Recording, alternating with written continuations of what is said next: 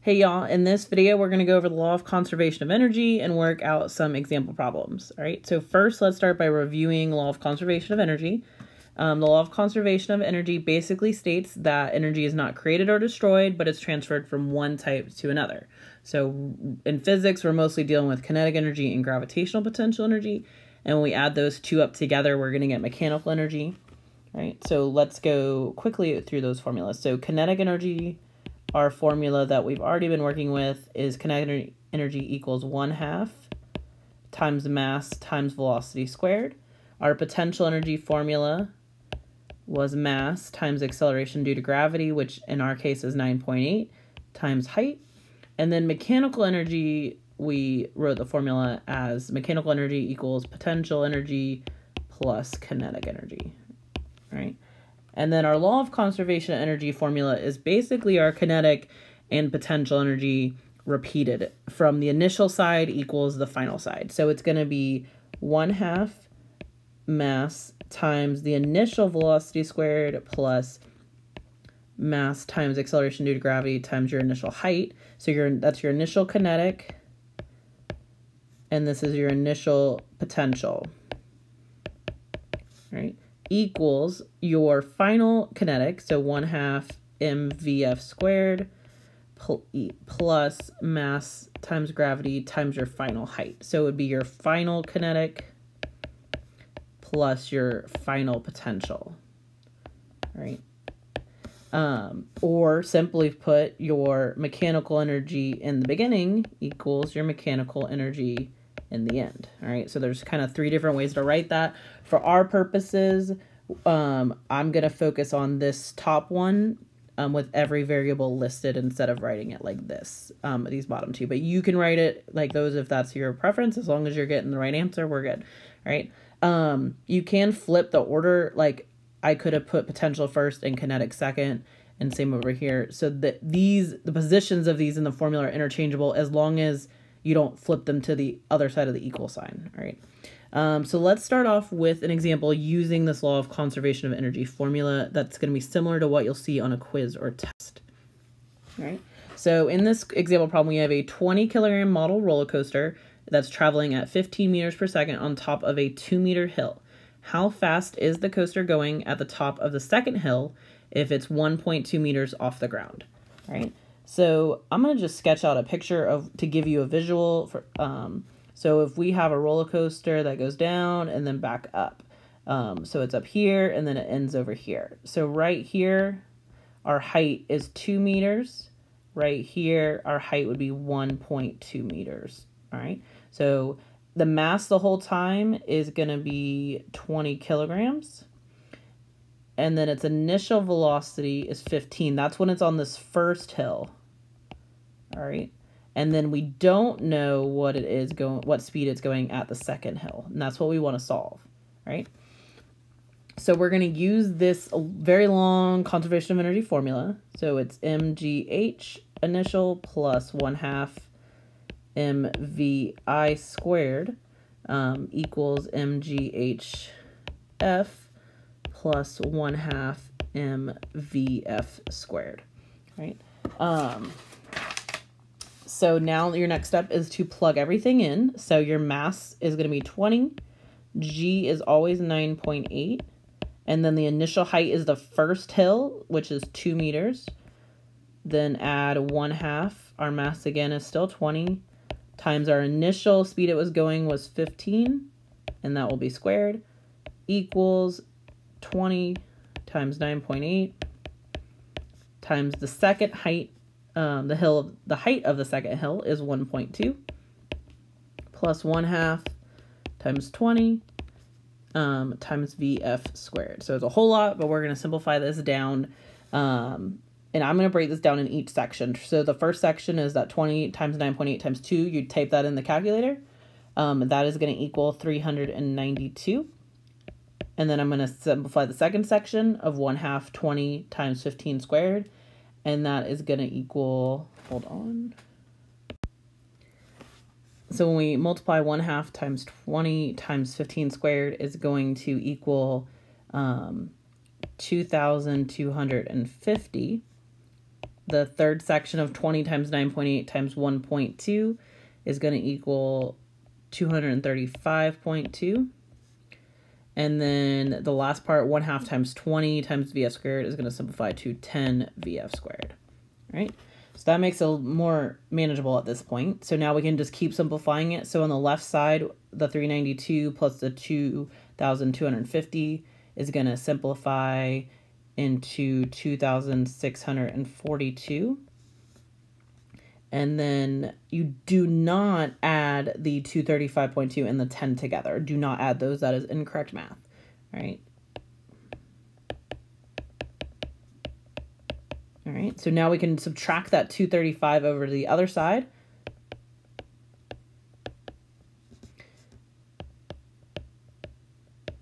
And that's going to give us 2,406.8.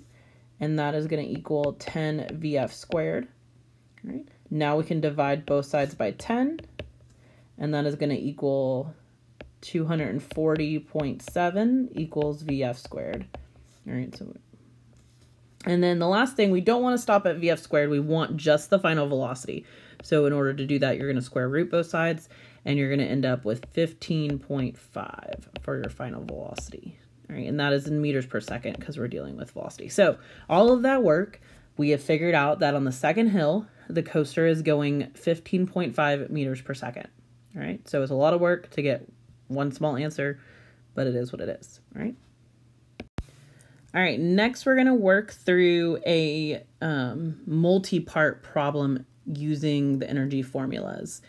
And technically you could do this with the law of conservation of energy formula, but that would make things more complicated instead of breaking it down just using the 3 energy formulas, right? This one is a skate park question, but this will work similar to a roller coaster question like you'll see on your worksheet associated with these problems, right?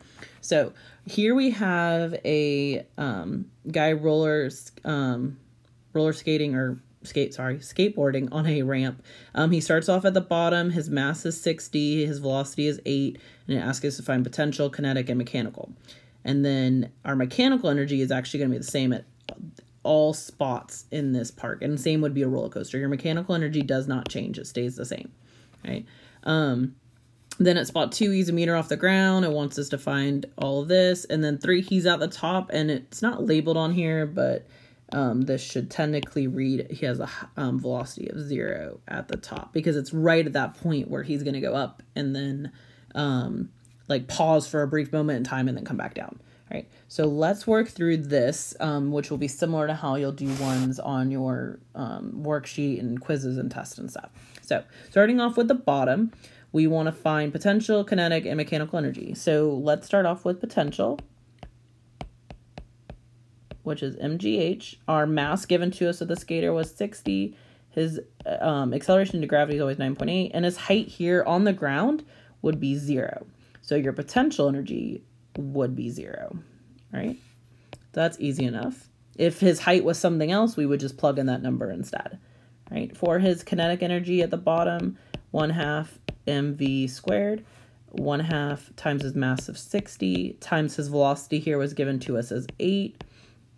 So we are going to plug that in, and his kinetic energy is going to equal 1,920 joules, right? And then for his mechanical energy, we're adding potential and kinetic energy together. So it would be a potential of 0 plus 1920 means his mechanical energy is 1920 as well, right? So that's everything that part 1 is asking us for. To do the rest of this, we're actually going to carry this 1920 over to, of mechanical energy, and that is going to be the same mechanical energy as in spot 2 and 3. The reason being the law of conservation of energy tells us that energy is not created or destroyed, is transferred. So the total amount of energy he has is going to stay the same. So in this case, your total amount is your mechanical energy.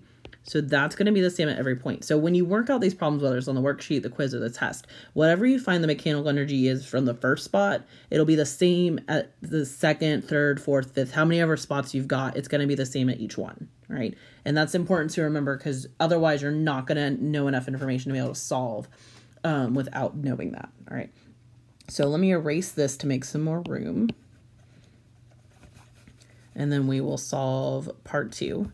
So part 2, it asks us to find potential, kinetic, and velocity, and it gives us our height right here on the diagram. So since we have the height, we can go ahead and find potential real easily. So his mass is still 60. His mass doesn't change. Gravity is still 9.8, and the height here was given to us as 1. So his potential energy is going to be 588 joules when we type that in the calculator, all right? Now, to solve for kinetic energy, we don't have our velocity, so we can't use the kinetic energy formula right now to find kinetic energy because we don't know velocity. Well, the formula we can use to find kinetic energy is our mechanical energy formula. So we're going to plug in that mechanical energy of 1920 equals our potential energy of 588 plus our kinetic energy. So we're going to subtract that 588 to the other side, and that is going to give us a kinetic energy of 1,332 joules. All right, so that's our kinetic energy.